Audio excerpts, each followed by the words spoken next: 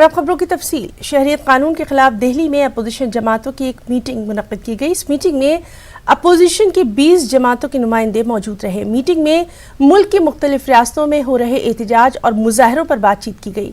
Universities में भी शहरियत कानून के खिलाफ हो रहे मुजाहरों पर भी यहाँ तबादला ख्याल किया गया। JNU तशद्दुद मामले और पुलिस की बर्बरियत पर भी तबादला ख्याल किया गया। मीटिंग में आप, TMC, समाजवादी पार्टी और BSP शामिल नहीं हुई। ममता बनर्जी ने हाल ही में ऐलान कर दिया था कि वो अकेले ही शहरियत कानून के खिलाफ मोर्चा संभालेंगी। उधर आप रुकने पार्लियामान ने कहा कि उन्हें मीटिंग के ताल्लुक से कोई जानकारी ही नहीं है। शिवसेना ने भी मीटिंग में शामिल न होने का फैसला किया है।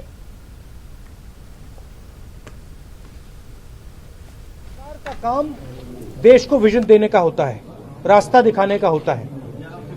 इस काम करने में सरकार बिल्कुल फेल हो गई है और इसीलिए यूनिवर्सिटीज में, युवाओं में, किसानों में गुस्सा बढ़ता जा रहा है। उसको एड्रेस करने के बजाय नरेंद्र मोदी जी देश को डिस्ट्रैक्ट करने की कोशिश कर रहे हैं, देश को बांटने की कोशिश कर रहे हैं। मगर देश की जनता समझती है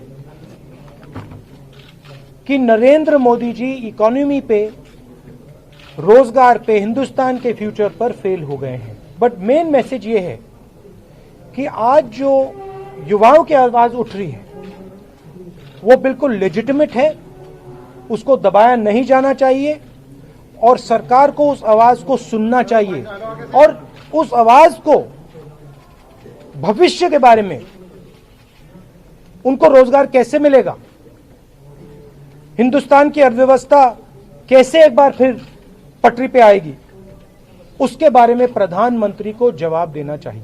और इस कॉन्स्टिट्यूशन को बचाने के लिए हम उन तमाम लोगों को सैल्यूट करते हैं, समर्थन करते हैं जो आज सड़कों पे कई दिनों से निकले हुए हैं।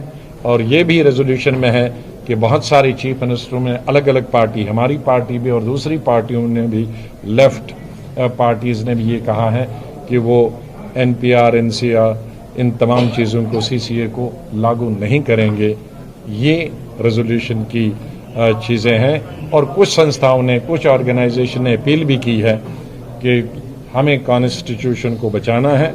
तो इसलिए 23 जनवरी जो सुभाष चंद्र बोस जी का जन्मदिन है और 26 जनवरी जो हमारे कॉन्स्टिट्यूशन जिस दिन से शुरू हुआ है उस दिन, और 30 जनवरी महात्मा गांधी जी की पुण्यतिथि है और ये 150वें बर्थडे भी उनका चल रहा है और इसके साथ उनका शहीदी दिवस भी 30 जनवरी को है।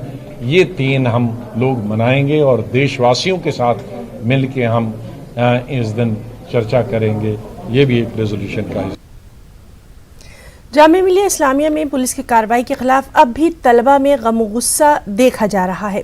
आज जामिया तलबा ने VC ऑफिस का घेराव किया। वाइस चांसलर नजमा अख्तर ने तलबा के कई मुतालबात को सुना। जामिया वाइस चांसलर नजमा अख्तर ने पुलिस कार्रवाई के खिलाफ FIR दर्ज कराने की यकीन दहानी भी कराई। जामिया मामले में अदालत से रुजू करने का वाइस चांसलर ने यकीन दिलाया और कहा कि कल ही अदालत से रुजू किया जाएगा। दूसरी जानिब PC ने फिलहाल इम्तिहानात को भी मुलतवी कर दिया है। जामिया मिलिया इस्लामिया में पुलिस ने 15 दिसंबर को कार्रवाई की थी। तलबा शरीयत कानून के खिलाफ एहतजाज कर रहे थे। इसी दौरान उन पर लाठी और आंसू गैस के गोले दागे गए। यहाँ तक कि लाइब्रेरी में दाखिल होकर लड़कों पर कार्रवाई की गई थी।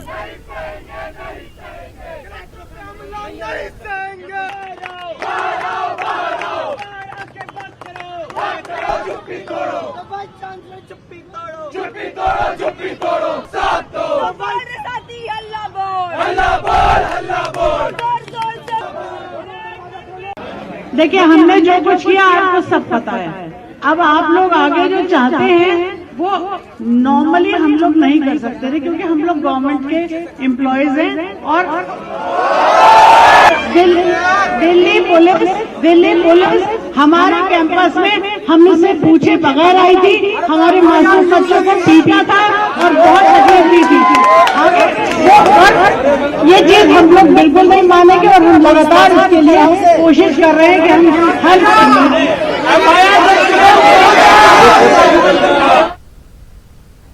जेएनयू के लेक्चरर्स के एक वफ्द ने आज वजारत इंसानी फ़रोग़ वसाइल के सेक्रेटरी से मुलाकात की। इस दौरान उन्होंने यूनिवर्सिटी के माहौल को सही करने का मुतालबा किया। न्यूज़ 18 से खास बातचीत में जेएनयू के लेक्चरर्स ने वीसी के इस्तीफे का भी मुतालबा किया। जेएनयू के स्थिति के संदर्भ में और हमने एमएचआरडी के सामने, जॉइंट सेक्रेटरी के सामने अपनी समझ रखी है कि जेएनयू में अगर स्थिति सामान्य होनी है, पढ़ाई लिखाई का काम फिर से शुरू होना है, तो उसके लिए एक उपयुक्त माहौल बनाने की ज़रूरत है। और उस माहौल को 5 जनवरी की घटनाओं के बाद वो माहौल तभी संभव है अगर वाइस चांसलर को अपने पद से हटाया जाए। देखिए, डर और खौफ का माहौल होना बिल्कुल स्वाभाविक है। 50 साल की यूनिवर्सिटी हो गई है और 30 साल तो मुझे भी यूनिवर्सिटी के अंदर हो गए हैं।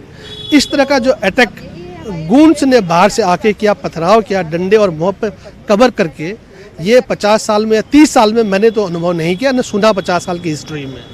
तो इससे स्वाभाविक है कि यूनिवर्सिटी में असुरक्षा का और डर का माहौल बना हुआ है। और इस माहौल में कोई आज मुझे ऑर्डर दे के कहे कल से क्लास पढ़ाओ, तो मैं तो नहीं पढ़ा सकता जब तक मैं खुद सुरक्षित महसूस नहीं हूँ। और न मैं अपने विद्यार्थियों को कह सकता हूँ कि आप सुरक्षित हैं, तो एज ए अध्यापक के नाते मैं क्या पढ़ाऊँगा, कैसे पढ़ाऊँगा। तो हमारी डिमांड ये है कि इस तरह के ऑर्डर से हम अपना एकेडमिक कार्यक्रम को सुचारू ढंग से नहीं रख सकते हैं। उसके लिए आप ऐसा माहौल बनाइए, मैं फिर से वही सुरक्षा की भावना के साथ क्लास में जाऊं और अपने विद्यार्थियों से इंटरेक्ट करूं, बातचीत करूं, और विद्यार्थी भी महसूस करें कि मेरा टीचर क्लास में, मैं भी महसूस करूं मेरा विद्यार्थी क्लास में, और हम बातचीत करें। बहरामपुरा चाडूरा बडगाम में फौज और मिलिटेंटों के बीच हुए एनकाउंटर में मिलिटेंट आदिल अहमद को सिक्योरिटी फोर्सेस ने मार गिराया। इलाके में मजीद मिलिटेंटों के मौजूद होने का अंदेशा है। इस इलाके में मिलिटेंटों की मौजूदगी से मुताल्लिक इत्तला के बाद फोर्सेस ने मुहासरा करके तलाशी कार्रवाई शुरू कर दी थी।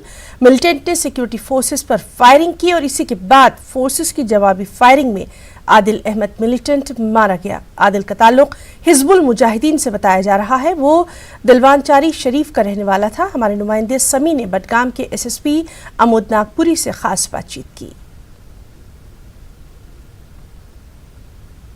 सिक्योरिटी फोर्सेस ने आज बहरमपुरा चाडरा इलाके में आज कोऑर्डिनेट सर्च ऑपरेशन चलाया, जिसके बाद इस यहाँ पे एक एनकाउंटर शुरू हुआ और एनकाउंटर में एक मिलिटेंट मारा गया। हमारे साथ इस वक्त मौजूद है एसएसपी बडगाम अमोद नागपुरी, इनसे हम बात करेंगे। सर, एनकाउंटर के बारे में बताएंगे कि कितने मिलिटेंट इसमें मारे गए और क्या स्पेसिफिक इनपुट था इसमें? आज जेएनके पुलिस को एक स्पेसिफिक इनपुट हासिल हुई थी कि इलाका बहरामपुरा पीएस चाडोरा में एक ब्रिक लेन में जो है एक एक्टिव टेररिस्ट छुपा हुआ है। ये टेररिस्ट जो है सर हमें काफ़ी दिनों से वांटेड था अलग अलग टेरर क्राइम्स में। इस इनपुट को हासिल करते ही JNK police, SOG, army 50RR और सीआरपीएफ की एक जॉइंट टीम ने जो है इलाके को कॉर्डन किया और सर्च को स्टार्ट किया।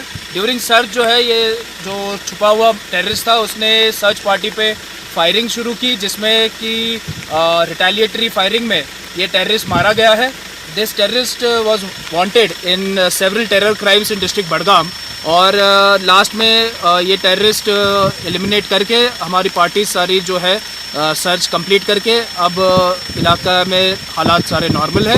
There is no loss to life of any of the security forces और एनी सिविलियन, और कोई डैमेज भी जो है घर किसी की जानो माल को नहीं हुआ है। सर, बताया जा रहा है कि ये जो मिलिटेंट था काफ़ी सालों से एक्टिव था और कई सारे वारदात इसने अंजाम दिए थे, तो बताएंगे कि कितनी ये बड़ी बात है आपके लिए? ये कार्रवाई जो है हमारे लिए जेएनके पुलिस और सारी सिक्योरिटी फोर्सेस के लिए बहुत ही इम्पोर्टेंट कार्रवाई है, क्योंकि ये जो टेररिस्ट है ये पिछले 1 साल से एक्टिव था इलाके में, बड़े सारे टेरर क्राइम्स में ये इन्वॉल्व था और हमारे बहुत सारे केसेस में भी ये वांटेड था। सर, क्या क्या रिकवरी इस मिलिटेंट से आपने की है? इससे बड़ी तादाद में जो है असला और इंक्रिमिनेटिंग मटेरियल, आर्म्स और एम्युनिशन जो है रिकवर किए गए।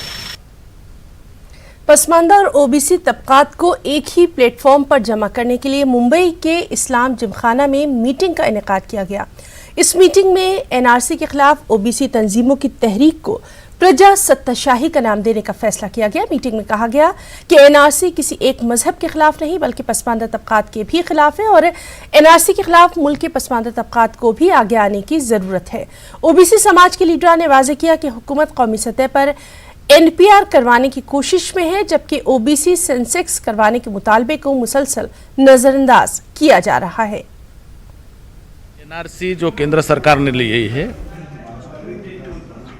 और ओबीसी का जो मुद्दा जो जनगणने का है, सरकार ने कहा था कि हम ओबीसी की जनगणना लेकर हम करेंगे और आपको न्याय दिलाएंगे, लेकिन ऐसा लगता नहीं कि केंद्र सरकार की मोदी सरकार हमें न्याय देने वाली नहीं है। इसके खिलाफ में हम महाराष्ट्र में पूरे ताकत से मोर्चे आंदोलन, धरने आंदोलन करके उसका विरोध करने वाले हैं। और हमारा ये भी कहना है कि महाराष्ट्र में जो अभी सरकार बनी है, ये सरकार ने उसको तीव्र विरोध करना चाहिए और ये कायदा रद्द करने के लिए उन्होंने विधानसभा में ठराव लेना चाहिए। मुल्क के अंदर ओबीसी समाज 54% है, सबसे ज़्यादा आबादी वाला मुस्लिम और हिंदू ओबीसी समाज है यहाँ। और जो समाज यहाँ आया है वो 12 बलूतेदार, उसके जो हमारे सदर हैं कल्याण दड़े साहब, उन्होंने पूरे महाराष्ट्र से अलग अलग जाति जमाती के लोगों को बुलाया है। और ये किस तरीके से आंदोलन किया जाए, इसको कैसे किया जा सकता है, इस तरीके का आज हमने एक मीटिंग रखी थी और उसमें निर्णय हुआ है कि पूरा समाज रोड पर निकल जाएगा, धरने देगा, मोर्चे देगा, चाहे अमित शाह हो या वो प्राइम मिनिस्टर हो, इसको कितनी भी ताकत से है कि हम इस पर अमलावरी करेंगे। पूरा देश में अभी फुल परिस्थिति बहुत नाजुक बन गई है। ये लोगों ने नाजुक किया है। एनआरसी का कानून लाते हैं, ओबीसी का जनगणना करने का कुछ वो सोचते नहीं, और बाकी का किसान का बड़ा प्रॉब्लम है, लेकिन ये सब कुछ सोचते नहीं। इसलिए हमने सब संगठन इकट्ठा करके अभी उसका लड़ा खड़ा करने वाले हम हैं। क्या क्या इश्यू पर बात करने वाले हैं और आपका समाज किस तरह अफेक्टेड है? नहीं, सब अभी ओबीसी और भटका विमुक्त समाज है, उसका बहुत बड़ा इफेक्ट है। कानून, नया कानून बनाया है, ये कानून का बहुत बड़ा इफेक्ट ये समाज पे होने वाला है कि वो खुद का डॉक्यूमेंट उसके पास नहीं है। ये खाली नाटक चल रहा है हिंदू और मुस्लिम के दिखावा में, लेकिन वो ज़्यादा नुकसान तो ओबीसी और भटका विमुक्त समाज का होने वाला है। ये अभी हम जागृति करके सब समाज इकट्ठा करके वो कानून, जब वो बिल जी पास किया है वो बिल भी हम वापस भेज देंगे। इतना विरोध महाराष्ट्र में हो जाएगा। वहीं जेएनयू में हुई गुंडागर्दी के खिलाफ अमरावती में भी लगातार एहतजाज जारी है। शहर के नागपुरी गेट इलाके में तलबा की हिंदू मुस्लिम तंजीमों की जानिब से मुश्तरका तौर पर जेएनयू हमले के खिलाफ मशाल मार्च निकाला गया। मार्च में बड़ी तादाद में तलबा ने शिरकत कर अपना एहतजाज दर्ज करवाया। वहीं जेएनयू कैंपस में दहशतगर्दों की तरह घुसकर तलबा व तालिबात और असातिज़ा पर हुए हमला करने वाले नकाबपोश कसूरवारों पर सख्त से सख्त कार्रवाई का मुतालबा किया गया। जो सरकार है ये अपनी नाकामियों को छुपाने के लिए बच्चों के ऊपर हमले करवा रही है, क्योंकि ये हर चीज़ में नाकाम हो चुकी है। ये अपने जो नौकरियां दिनों की जो इन्होंने बात किए थे 2 करोड़, उसमें नाकाम हो चुकी है। ये जीडीपी को लेकर नाकाम हो चुकी है। ये सिर्फ हिंदू मुस्लिम कर इस देश के अंदर एक प्रतिवाद फैला रही है। और आज अब हिंदुस्तान के अंदर में देखेंगे जो भी इंस्टीट्यूट, जो भी संस्थान सरकार के नीतियों के खिलाफ आवाज उठा रही है, उसका दमन किया जा रहा है, वो आवाज दबाने की कोशिश की जा रही है। जेएनयू के अंदर में जहां 2.25 घंटे तक के वहां के मासूम स्टूडेंट्स, लेक्चरर्स पुलिस की मदद के लिए गुहार लगाते हैं, लेकिन पुलिस गेट के ऊपर में 2.25 घंटे खड़े रहती है, लेकिन अंदर मदद के लिए नहीं पहुंचती है। और वहीं सीएए और एनआरसी के खिलाफ अमरावती के चांदुर रेलवे में भी हिंदू मुस्लिम तंजीमों की जानिब से मुश्तरका तौर पर तिरंगा जुलूस निकाला गया। साथ ही एहतजाजी रैली का इनेकाद किया गया। इसमें विदर्भ के कई शहरों से सियासी समाजी शख्सियात ने बड़ी तादाद में शिरकत की। रैली से जेएनयू के साबिक तालिब इल्म उमर खालिद, रुकन असेंबली जितेंद्र ओहार समेत कई लीडरान ने खिताब किया और अपने खिताब में मुकर्रीन ने सीएए और एनआरसी को लेकर हुकूमत को तनकीद का निशाना बनाते हुए इस कानून को मुल्क की गंगा जमनी तहजीब के लिए नुकसानदेह करार दिया।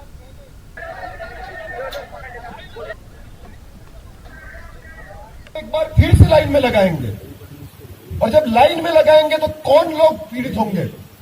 वही लोग पीड़ित होंगे जो नोटबंदी में पीड़ित हुए थे। जिन लोगों के पास काला धन था उन्होंने रातों रात उस धन को सफेद कर लिया। एक बार फिर नागरिकता के नाम पे, नागरिकता साबित करने के नाम पे हम लोगों को लाइनों में लगवाया जाएगा और परेशान इस देश का गरीब होगा। वहीं कोलकाता के पार्क सर्कस मैदान में खवातीन का एहतजाज जारी है। एनआरसी और सीए की मुखालिफत में एहतजाज पर बैठी खवातीन ने अपना एहतजाज जारी रखने का फैसला किया है। यहाँ तक कि रात के वक्त भी ये खवातीन एहतजाज जारी रखे हुए हैं और आपको बताएं कि एहतजाजी खवातीन ने पार्क सर्कस में लाउड स्पीकर और आर्जी टॉयलेट का इंतजाम करने का इंतजामिया से मुतालबा किया। इसका जायजा लिया हमारी कोलकाता नुमाइंदा शबाना एजाज ने। खवातीन का एहतजाज जारी है। कोलकाता के पार्क सर्कस मैदान में आप देख सकते हैं कि किस तरह से खवातीन की एक बड़ी भीड़ है जो यहाँ बैठी है और दिन रात यहाँ सीए और एनआरसी के खिलाफ जो है वो यहाँ धरने पे बैठी हैं। उनका एक ही मुतालबा है कि इस कानून के तहत उनको जो परेशानियां होंगी उस परेशानियों को हल किया जाए। हमारे साथ हैं इस धरने की ऑर्गेनाइजर असमत जमील, हम उनसे बात करते हैं। 7 दिन आज हो चुका है, बहुत सारी परेशानियां हैं, किस तरह से आप लोग कर पा रहे हैं? सुबह से 1 बजे दिन से हम निकले हैं, हर जगह गए ताकि हम लोगों को ये जो औरतें हैं उन लोगों के लिए एक इंतजाम, बेहतरीन इंतजाम हो जाए, कम से कम टॉयलेट का इंतजाम हो जाए। और आवाज कहीं आप लोग इंतजामिया के पास बहुत जगह गए, अभी नाम नहीं लेना चाहते हैं। इंशाल्लाह उम्मीद है कि कल तक मिल जानी चाहिए, सरकार हम जरूर परमिशन दे देगी। प्लीज अपील करना चाहते हैं अपने सरकार से कि हमारी मदद करे, इन ज़ईफ बुढ़ी औरत को देखें, छोटे छोटे बच्चों को देखें। इस धरने के ताल्लुक से सरकार का रवैया कैसा है? जो मिनिस्टर्स हैं, जो कारपोरेशन के अहदेदार हैं, वो लोग किस तरह से कॉपरेट? नहीं, वो सब कॉपरेट है, लेकिन हो सकता है उनकी क्या मजबूरी है वो अल्लाह आलम, लेकिन बहुत कॉपरेट है। पुलिस भी कॉपरेट है, सरकार भी यकीनन कॉपरेट करे, लेकिन कॉपरेट में हम लोगों को मदद चाहिए। नुकसान भी हो रहा है, घर छोड़कर, घर बार छोड़कर यहाँ। ये नुकसान बहुत मामूली है, जो नुकसान मोदी जी कर रहे हैं हम लोगों का, वो नुकसान तो बहुत, ये कोई ऐसा नुकसान नहीं है। प्राइम मिनिस्टर ने तो ये भी कहा है ना कि हम किसी की शहरियत को छीनेंगे नहीं, बल्कि ये शहरियत देंगे। कहाँ छीन, तो उसमें तो कर दिए हैं। कितना, इतना साल पुराना ये लाओ वो लाओ, ये सब कहाँ से लाएंगे? सब तो काम वाले लोग हैं, कितना लाइन लगाएंगे, ये कागज लाओ, आज बोल रहे हैं आधार कार्ड ठीक करो, कल बोल रहे हैं डिजिटल कार्ड करो, सब करने के बावजूद फिर परसों कुछ और मांगेंगे, कुछ और करके लाओ। ये इन लोग का एक बहाना है ऐसे करने का। इसलिए आप देख सकते हैं कि खवातीन का धरना जारी है और 22 जनवरी तक ये धरना जारी रहेगा। हालांकि 15 जनवरी से इस पार्क सर्कस मैदान की बुकिंग है। अब देखना यह है कि इस ताल्लुक से हुकूमत क्या कुछ इकदाम उठाती है। कैमरामैन मानुष रंजन घोषाल के साथ शबाना एजाज, न्यूज़ 18 उर्दू।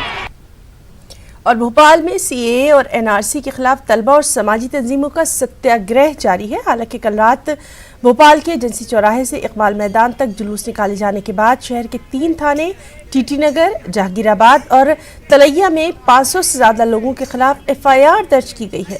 शहर के 3 थानों में 500 से ज्यादा तलबा और समाजी तंजीमों के कारकुनान के खिलाफ मामला दर्ज होने के बाद इकबाल मैदान के सत्याग्रह में तलबा की तादाद जरूर कम हो गई, लेकिन जो तलबा सत्याग्रह में बैठे हुए हैं उन्होंने पुलिस की कार्रवाई और कमलनाथ हुकूमत की नीयत पर सवाल खड़े कर दिए। पेश है हमारे नुमाइंदे की सत्याग्रह करने वाले तलबा से ये बातचीत। सीए, एनआरसी, एनपीआर को लेकर भोपाल के इकबाल मैदान में 1 जनवरी से सत्याग्रह जारी है। कल रात जिस तरह से जुलूस निकाला गया और उस पर 144 का हवाला देते हुए 500 से ज़्यादा लोगों के खिलाफ जो मामला दर्ज किया गया है, हम देख रहे हैं। उसके बावजूद भी तलबा, समाजी तंजीमें यहाँ पर डटी हुई हैं, लेकिन उनकी अपनी कुछ शिकायत है कमलनाथ हुकूमत से। क्या है, आइए उनसे जानते हैं आखिर क्या शिकायत कमलनाथ हुकूमत। हमारी शिकायत यह है कि जिस तरीके से भोपाल के अंदर 144 लगी है, उसी तरीके से इंदौर में भी 144 लगी हुई है। भोपाल के अंदर प्रशासन 144 के तहत 500 लोगों के ऊपर FIR करता है नामजद, और वहीं जब हम देखते हैं तो इंदौर के अंदर कैलाश विजयवर्गीय जी की रैली थी तो उन्होंने भी 144 का वायलेशन किया। हम प्रशासन से ये जानना चाहते हैं कि उन पर अभी तक कार्रवाई क्यों नहीं हुई। इस हम देखते हैं कि यहाँ पे जो लोगों की नाराज़गी है, और इस नाराज़गी इस बात को भी लेकर कि भाई हुकूमत एक तरफ से जो है अपना मौक़िफ़ वाज़े नहीं कर रही और दूसरी तरफ जो है 144 जो है दोनों शहरों में लगा हुआ है। चाहे हम भोपाल की बात करें, इंदौर में बात करें, अगर वहाँ पर बड़े नेता जो है रैली निकालते हैं और रैली की कोई परमिशन नहीं ली जाती तब तक उन पर कोई कार्रवाई नहीं किया। जब तक कि कांग्रेस के ही सेक्रेटरी राकेश सिंह यादव ने DIG से शिकायत भी की है कि उस पर कार्रवाई की जाए, लेकिन अब तक कमलनाथ हुकूमत ने उस पर कोई कदम नहीं उठाया है। यहाँ पे तलबा की और समाज तंजीमों की नाराज़गी है कि ये कानून का जो दोहरा मयार यहाँ पर है वो उन्हें मंजूर नहीं है। कैमरामैन दीपक के साथ महताब आलम, न्यूज़ 18 भोपाल।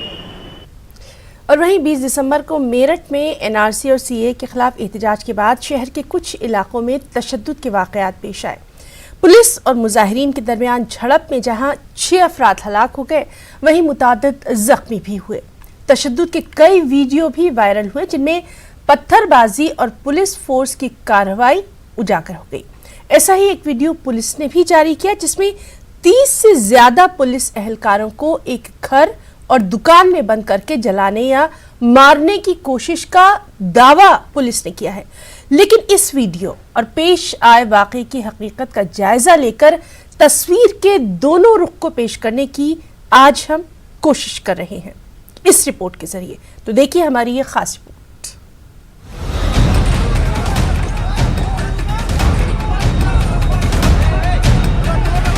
20 दिसंबर को मेरठ के लिसाड़ी रोड, भूमिया का पुल और हापुड़ रोड पर तशद्दुद के अनगिनत वाकयात पेश आए थे। हापुड़ रोड पर सिटी अस्पताल के सामने तशद्दुद के दौरान पत्थरबाजी से बचने के लिए 30 से ज्यादा पुलिस एहलकारों ने सड़क के सामने गली के एक घर में और दुकान में पनाह ली। तकरीबन 2 घंटे बाद फोर्स ने इन पुलिस एहलकारों को इस जगह से रेस्क्यू कराया। इस वाक़े को पुलिस और मुतासरीन ने कुछ यूं बयान किया। जब हम लोग निकले तो हमारे जो सब इंस्पेक्टर था उसने कहा सर कि ये पथराव और वहाँ आग लगा रहे हैं, मेरी जान बचाइए, क्योंकि वहाँ पे कोई चीज़ भीड़ करीब 10,000 घेर लिया है। और साथ ही साथ रिजवान भी बार बार कह रहा था कि सर 10,000 है, आग लगा रहे हो, साथ साथ में अंधाधुंध फायरिंग कर रहे हैं। फिर हम लोगों ने स्ट्रेटजी का हम सिटी मजिस्ट्रेट साहब ने लिया और एसपी देहात सर आगे हमारे पीछे, चूँकि हो क्या रहा था कि अगर हम आगे बढ़ रहे थे तो पीछे से बहुत सारी संख्या में घेर ले रहे थे, तो उसमें एसपी देहात साहब ने बैकअप किया। फिर हम लोगों ने पहुंच के वहाँ पे ताला तोड़ा गया और चूँकि आग में अंदर टायर फेंक दिए थे, आग जल चुकी थी और अगर थोड़ा सा भी लेट होता तो शायद हम बहुत बड़ी कैजुअल्टी के सब अच्छा। वहीं इस वीडियो के हवाले से पुलिस एहलकारों को जलाने या मारने की कोशिशों के दावे की हकीकत हमने मकामी लोगों और ऐनी शाहिदीन से जानने की कोशिश की। तस्वीर का दूसरा पहलू भी नजर आया। पुलिस एहलकारों को अपने घर में पनाह देने वाली खातून और मकामी लोगों ने उस रोज पेश आए वाक़े की हकीकत कुछ यूं बयान की है। 20 दिसंबर को बाद नमाज जुमा मेरठ में हुए तशद्दुद में हापुड़ रोड का जो इलाका है वो भी तशद्दुद की आग में जला। और जिस तरह से जो खबरें सामने आईं, एक ख़बर उसमें ऐसी भी थी कि जिसमें ये कहा गया कि पुलिस वालों को यहाँ पर एक मकान में बंद करके जलाने की कोशिश की गई है। आज हम उसी गली में खड़े हैं जहाँ पर वो पुलिस वाले एक मकान में 2.5 से 3 घंटे के तकरीबन कैद रहे जब तक कि तशद्दुद के ये वाक़यात हुए। लेकिन हर तस्वीर के 2 रुख होते हैं। एक रुख जो पुलिस ने बताया कि दंगाइयों ने उन्हें जलाने की कोशिश की, दूसरा जो यहाँ के मकामी लोग बताते हैं। मेरे पीछे ये जो मकान है इसी में बताया जा रहा है कि वो पुलिस वाले 20 से 25 के करीब उनकी तादाद थी और वो इसमें थे और यहाँ जो खातून रहती हैं उन्होंने उनको अंदर अपने मकान में महफूज किया। और जो दंगाई थे वो इस गली के बाहर आप देख सकते हैं, मैं कैमरामैन से कहूँगा कि ज़रा सा दिखाएंगे वो गली के बाहर, ये जो गली है इसके बाहर वो दंगाई जो है वो आग लगा रहे थे और इस गेट से बाहर की तरफ थे वो, और ये गेट बंद कर लिया गया था। तो और वहाँ से और यहाँ तक का तकरीबन 100 मीटर का ये फासला है और इसमें जो है इस फासले से ये मकान सड़क से अंदर है तकरीबन 100 मीटर के फासले पे। तो अब आप देख सकते हैं कि किस तरह से वो दंगाई बाहर थे और बाहर वो तशद्दुद के वाक़यात हो रहे थे, पुलिस से झड़प हो रही थी और वो पुलिस वाले इस घर में, यहाँ पर मेरे पीछे जो मकान है यहाँ पर महफूज थे। यहाँ पर हमारे साथ मकामी अफराद एक हैं जो ये पूरा वाक़यात उन्होंने अपने मकान से देखे। ये इनके पीछे मकान है। क्या नाम है आपका? मेरा सईद अहमद। सईद अहमद साहब, हकीकत बताइए कि क्या हुआ था उस दिन? हकीकत यही थी कि जो है इधर से जब वो जो है ना दंगाई के पीछे भाग रहे थे तो है ना वो जो है गली खुली हुई देखी, इन्होंने समझा खुली हुई है, वो थी बंद, इसमें घुस गए। इसमें घुसने के दंगाई के पुलिस वाले घुस गए? कौन घुस? पुलिस वाले घुसे यहाँ, पुलिस वाले घुस गए। जब इन्हें ये जगह नहीं मिली तो एक घर में जो है ना घुस गए हुए, वहाँ महफूज रहे, काफ़ी रात लोग महफूज रहे। जब इन्होंने फौज बुलाई, वो जो है ना फौज भी नहीं बुलाई जिसका मकान था जी। लेकिन आपका घर है, इसी घर के बगल में, तो क्या दंगाई यहाँ तक भी आए थे? नहीं, यहाँ नहीं आए, बिल्कुल गेट के बाहर ही रहे हुए, गेट के बाहर ही रहे, गेट बंद हो रहा था जी। हाँ, गेट के बाहर ही रहे। तो अभी पुलिस ने जो ये चीजें बताने की कोशिश की है कि उनको जलाने की कोशिश की गई, क्या आपको लगा? यहाँ आग कोई नहीं लगी, ना कोई आग लगाई, ना कोई सड़क पर लग रही थी आग, तो पल्ली तरफ। हाँ, यहाँ नहीं थी बिल्कुल भी। नफीसा जी, उस दिन क्या हुआ था और किस तरह से वो लोग फिर यहाँ से गए पुलिस वाले? वो ऐसा था भाई साहब, बाहर जो थे कुछ दंगा कर रहे थे, तो बाहर के बाहर ही से, अंदर नहीं आया था एक भी। फिर पुलिस वाले आए, वो जो था अंदर गली में आ गए, मैंने गेट खुला, मेरा गेट खुला हुआ था, वो ऊपर आ गए, मैंने उन्हें बड़े प्यार से बिठाया और पानी वानी भी पिलाया, दोनों भी पिया। 1-1.5 घंटे वो लोग यहाँ पे रहे। 3 मंजिल का मकान है, 3 मंजिल में वो आ गए थे, नीचे दुकान में भी थे। वैसे बाहर का कोई अंदर नहीं आया, ना कोई डीला पत्थर मतलब बरसाया उन्होंने, लेकिन अंदर कोई लोग आए नहीं, बच्चे वगैरह कोई नहीं आए और बड़े आराम से वो चले गए। नहीं कोई बंद करा किसी ने, नहीं किसी ने रोका, कोई बात ऐसी हुई नहीं है। 2-2.5 घंटे महफूज रहे। 2-2.5 घंटे महफूज रहना बहुत बड़ी बात है। खुदा ना खास्ता अगर किसी दंगाइयों को शरारत करनी होती तो मैं समझता हूँ इतनी देर नहीं लगती। कोई भी उसके अंदर आग लगा के उनको ख़त्म कर सकता था, लेकिन ऐसी कोई नीयत नहीं थी, ना ऐसा कोई इरादा था। रेस्क्यू ऑपरेशन का वीडियो क्लिप जारी करके पुलिस एहलकारों को जलाकर मारने की किसी साजिश की इस थ्योरी पर मकामी जिम्मेदारान ने भी सवाल उठाए हैं। हमारा मकसद ये है कि हकीकत जो है वो सामने आए, तस्वीर के दोनों रुख आपके सामने आप तक पहुँचे। पुलिस एहलकार इस घर में महफूज रहे हैं 2.5 घंटे तक और उनको किसी तरह की एक खरोंच भी नहीं आई। पुलिस आई और उनको हिफाजत के साथ निकाल कर लेकर गई। कैमरा पर्सन अभिषेक शर्मा के साथ तंजीर अंसार, न्यूज़ 18 उर्दू, मेरठ। तो खास बात इंडिया में आज के लिए फिलहाल इतना ही। आदाब।